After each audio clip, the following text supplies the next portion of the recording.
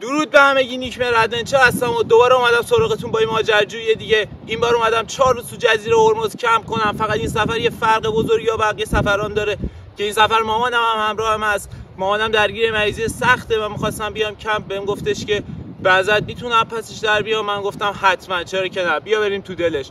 تو این سفر همراه من باشید، ماجرای این 4 روز ما رو ببینید که من با مامانم چجوری کمپ میکنم تو جزیره هرمز و چجوری از پس چالش‌ها برمیام. میبینمتون در ادامه.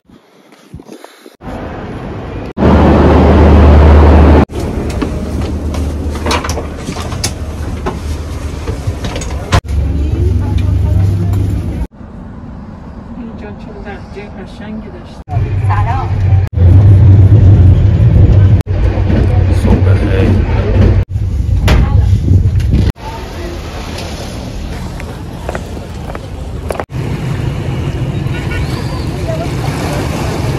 خب ما نصف مسیر رو طی کردیم، با قطار رسیدیم به بندر عباس و همراه مادر داریم به سمت جزیره هرمز میریم.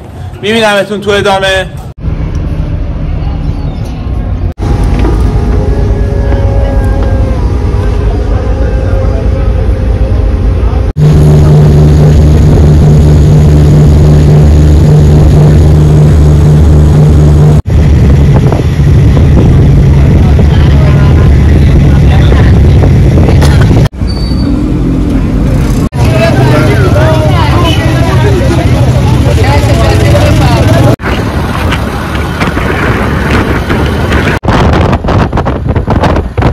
خب بچه‌ها ما رسیدیم به ساحل محیط زیست.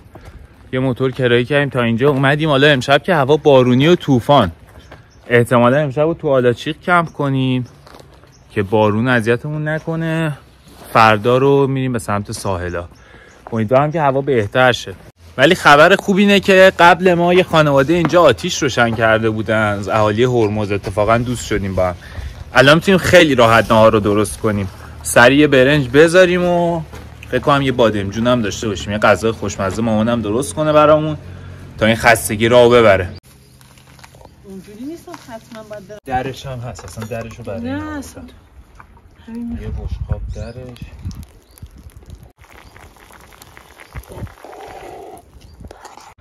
حالا ندیدم بشتر تموم میشه اینجوری.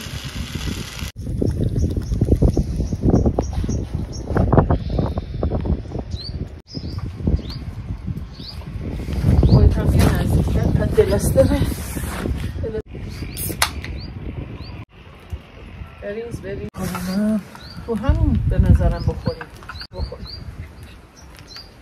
شاید زیاد نمیشه نگرد. چرا برای شب بانو اینقدر مزه میده. چرا فکر نمی‌کردم تو کمپ غذای مامان پز بخورم. از دستپخت اون مهراب راحت شدیم.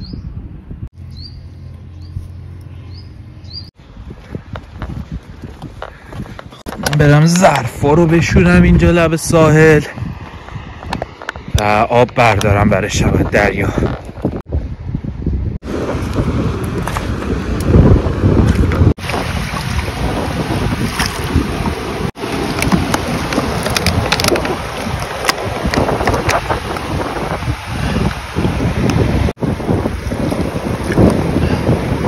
و ما میتونیم با این ماسه ها قشنگ بشوریم. چربیاش که رفت، قاشق ما تمیز اینجاست، میذاریم رو پیشخونه آشپزخونه. اون یکی قاشق هم اینجوری مدفون شده. این الان میشوریم و سپایه رو یادم رفت باید این تیکه رو دستی براتون گزارش کنم. این هم رفت اونجا و حالا میریم برای شستن.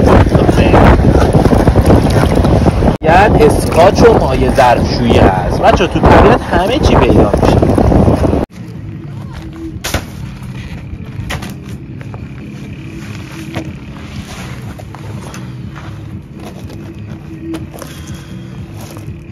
امشب اینجا بگذرونیم ببینیم فردا چی میشه، چون امشب بارون پیش بینی کردن. حالا فردا احتمالاً بریم تو خود ساحل کمپ کنیم، ولی فعلا امشب اینجا رو داریم.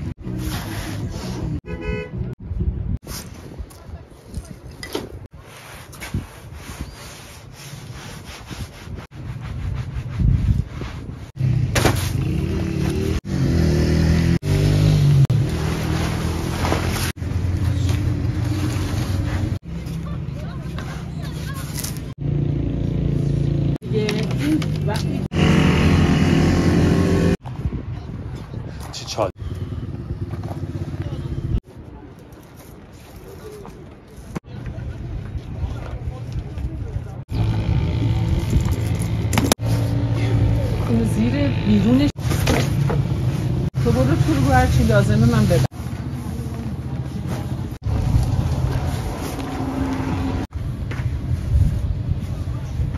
سرمونم زیر تو خوبه. خسته شدم.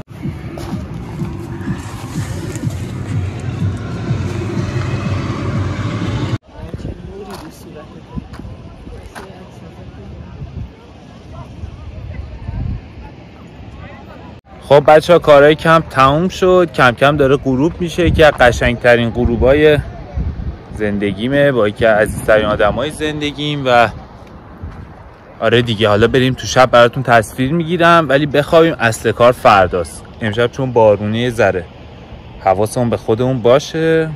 بعد یه عضو تازه واردم داریم. فردا ببینیم امتحان کمپشون رو چجوری پس میدن. میریم هم تو ساحل کمپ کنیم. خب بچه ها من کمپ رو برپا کردم و ناهارم که خوردیم. مامانم داره استراحت میکنه. البته همین کار رو به کمک مامانم کردم واقعا. و الان اومدم یه گشتی بزنم تو ساحل محیط زیست. یه دوری بزنم و یه ذره تصویر بگیرم برای شما و برگردم تو کمپ و امشب رو زود بخوابیم که صبح زود پاشیم بریم بر روز دوم طوفانی شروع کنیم. حالتا امروز واقعا خسته شدیم. نصفشو که تو راه بودیم، نصف دیگه‌ش هم تا بیایم و کمپ کنیم و جاگیر بشیم. و ولی اوکی الان بریم تو ساحل یه گشت قشنگی بزنیم.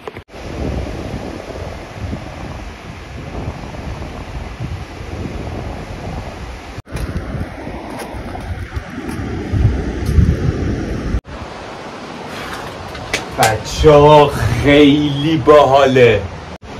بچه‌ها این غارا بی‌نظیره. اصلا یه حس عجیبی دارم. بذار آها خیلی جالبه. بچه‌ها این خیلی غار بزرگیه. واه شت. زغال نداریم. چرا اون زیر پر زغاله؟ فکر کن آخر دنیا. یعنی هیچکی نیست. گفتم بودم هیچ کس. خب کتری رو بیار.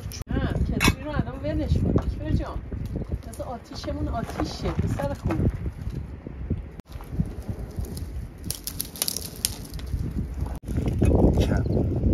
هم دیگه دقیقا رو همون ریختن.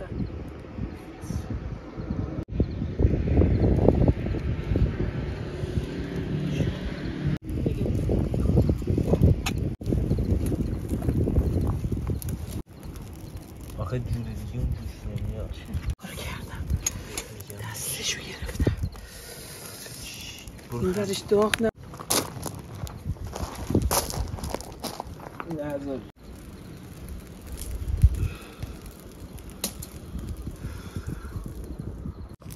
چای دم دست داری؟ آره.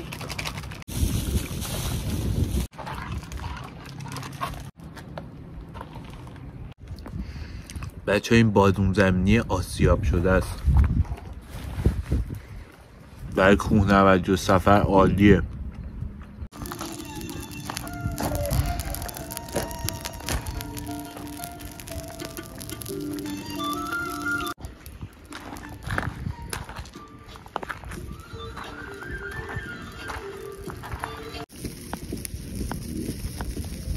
بیا.